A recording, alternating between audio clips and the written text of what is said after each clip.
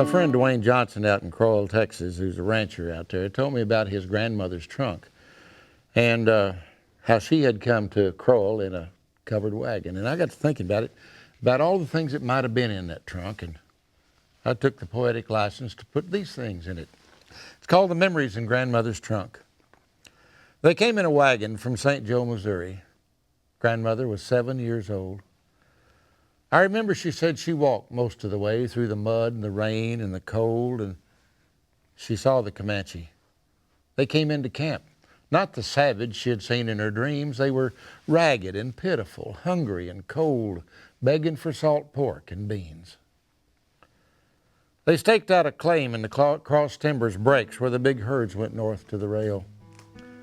One day a cowpuncher gave her a calf, too young to survive on the trail. Their old Jersey cow gave more milk than they needed, so the calf grew up healthy and strong. She staked him that fall in the grass by the creek and pampered him all winter long. In April, her daddy rode into Fort Worth with her calf on the end of his rope. He traded her prize for a red cedar trunk that she filled full of memories and hopes. I found Grandmother's trunk hidden under a bed in a back room where she used to sleep. And I've spent the whole morning reliving her life through the trinkets that she fought to keep. There's the old family Bible, yellowed and worn. On the first page was her family tree. She had traced it clean back to the New England coast. And the last entry she made was me. I unfolded a beautiful star-patterned quilt. In the corner, she had cross-stitched her name.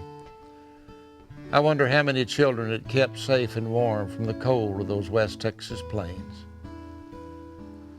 A tattered old picture that said, "Mom, I love you." And though faded, there's a young soldier's face and a Medal of Honor the government sent when he died in a faraway place. A cradle board covered with porcupine quills, traded for salt pork and beans, was laying on top of a ribbon that read Ford County Rodeo Queen.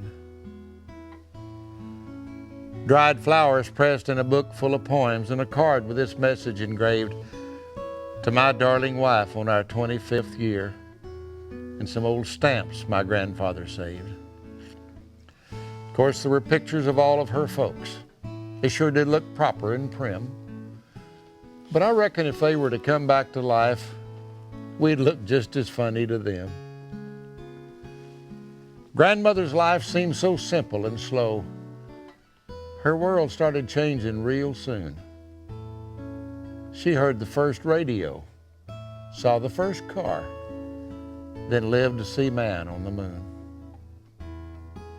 Life on this planet is still marching home, and I hope that my grandchildren see my side of life through the trinkets I've saved, the way Grandmother's trunk does for me.